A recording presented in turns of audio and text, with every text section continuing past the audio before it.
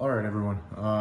This is the Crosstour CT9500 action cam.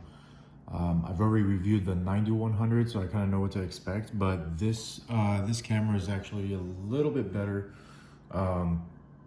You have a higher frame rate with the 4K, so you're at 4K 50 frames per second, whereas the CT9100 was 4K 30 frames per second. The other added benefits of this camera is you actually have a selectable view angle on this camera. So it's not just stuck to wide angle. You can actually choose between just, narrow, what they call medium or wide. So we're just gonna unbox it and take a quick look at it. So if you've seen my review of the CT9100, most of this is probably gonna look familiar to you. So obviously our user manual and everything here, you'll probably want to go through this just for all the different settings, all your specs, how to use it, whatever. The camera itself. So here it is. Obviously you'll notice that the lens itself is a square shape rather than the round shape on the 9100. Also, can't just crack it open. You actually have to hit this little switch to release the latch on this. So we'll look at everything else in just a second. So that's the camera itself. What I wanted to say was on this camera, just like the 9100, you actually have the option of a back to the case that's not completely sealed so that you can record audio as well, and that's that right there. See the little, it is still supposed to be dust proof, but you'll see the little slits in there for so that you can record audio as well. And then we'll run through this really quick as well, because I have pretty much all these same accessories. These are all your different little mounts, swivels, and everything else that you can need to mount this camera to either a bike, a helmet. There's a mount, this guy right here, that just double-sided tape. You can stick it to just about anything. There's even this little guy, which, if I'm not mistaken, will just snap in. So you don't even need to actually use the cover for it. And this will probably be how I'll record for today, just so that you can hear the audio. We'll see if it's been upgraded at all. But wrist straps are also included. A couple of zip ties in case you need that for anything. More mounts.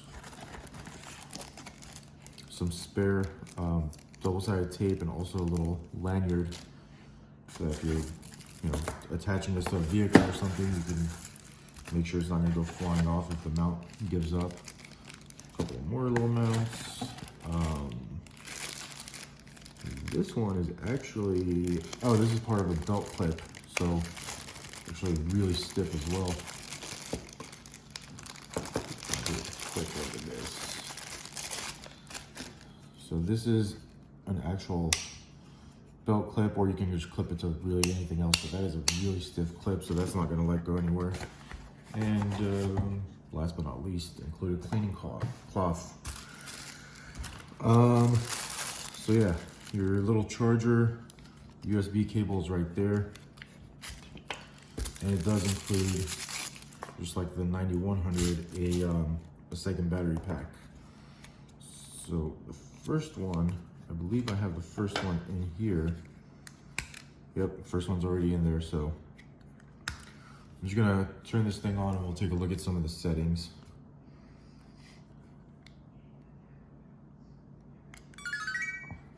So you just gotta hold that to turn it on. There's no SD card in there right now, so that's why it's giving me that error. But if I'm not mistaken, so up button turns on Wi-Fi so that you can control it from your smartphone. But we actually don't need that right now, so we're gonna turn that off. And then you do have the option of, if I'm not mistaken, the settings on this was just a quick press on the power button So that switches to picture mode.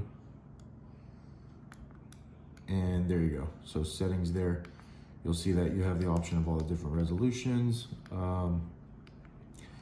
Images, the resolution on that. So just like the CT9100, time-lapse option, loop recording, obviously, you know, it's kind of just a standard thing. You have slow-mo, so anti-shake is the electronic image stabilization. You have the option on encoding. This is the nifty one here, so you now have the option of not having to use a wide angle.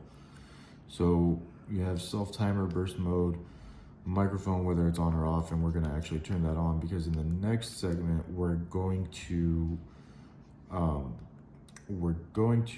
record with the camera just so that we can see what the audio sounds like, if it's pretty much like every other action cam where it really just is terrible, or if it's improved at all. I don't think there's much else to say as far as the settings. Obviously, you can go through all this, it's all in the manual.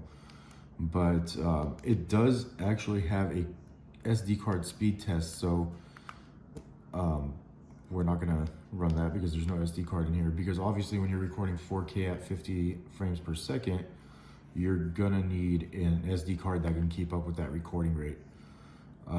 So keep that in mind when you're buying your SD cards. The SD card slot is actually in the side here next to a charging slot, so that if you want to use this, for example, have it plugged in and do extended recordings or something like a time lapse or something like that, where you don't want to take a risk of your battery dying, you just go ahead and plug it in and leave it plugged in. And there's actually a mini display port as well, so you can review your videos straight from the camera onto a TV or whatever else you want to review it on. So I'm going to stop the video right here, and we'll throw in an SD card and see what the video and audio quality is like. So I was actually just setting up the lab for this thing. So this is a video quality sample. So here you go. This is at 4K, 50 frames per second. What I'm going to do is probably the entire video is going to have to be up converted just to get you to that 4K, because what I was recording earlier was actually in 1080p. But as far as audio quality, you're going to hear it firsthand too. I actually haven't heard it yet, so you're going to hear it as soon as I get this thing, get this recording onto my computer, and then we'll hear what the audio sounds like as well. But yeah, this is what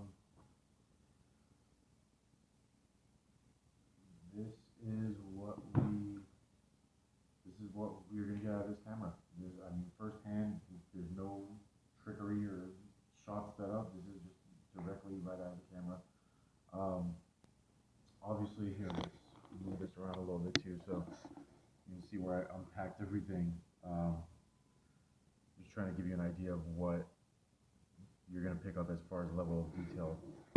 So I'll get this back onto my computer and see what our audio and video quality is. Well, I know this is not optimal. I just wanted to show you really quick. So copying the files off the camera, I did notice that there were actually two files, one pretty huge, one rather small. So apparently the camera actually records two streams at the same time. You have this one, which is a low resolution. You can see it right there. It says 1024 by 576. So that's that one, which is a lower resolution, but my SD card had a lot easier of a time recording that one. And then you have the higher resolution version, which, as you see down here, is 3840 by 2160. I can't tell you how smoothly this is gonna play once it's done, but in preview mode, I'm not having much luck having this the video play. What I'm getting is a lot of choppiness actually. And you know, we're gonna see what we can do, I guess. Let's see. So what I want to try to do is just,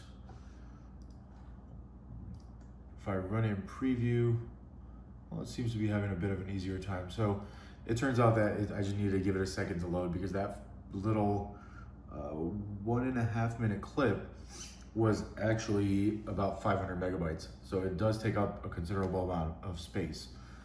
So while we are at it, I did want to show you guys. So let's go back here. I'm gonna try to adjust here. All right.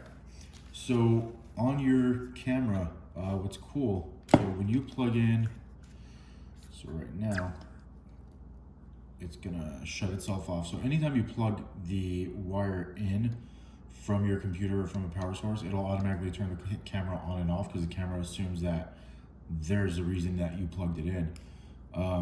So when you do first plug it in,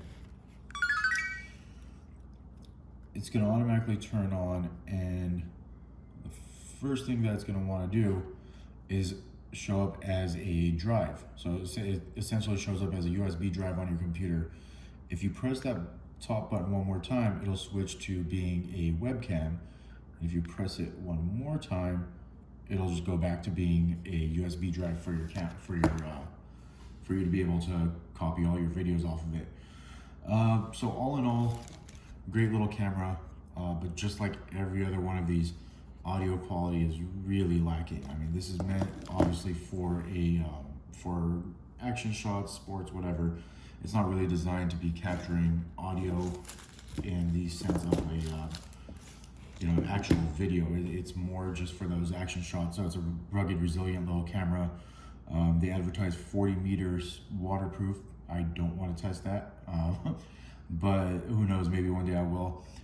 But definitely look at the audio and video quality earlier in this video, and you'll see exactly what it is that you're going to be getting, and you'll know exactly what to expect out of this camera. So that's pretty much all there is to it. Hope you enjoyed this video. I hope you enjoyed this video. If you want to see more, please like, subscribe, and share this video with your friends. Thanks for watching.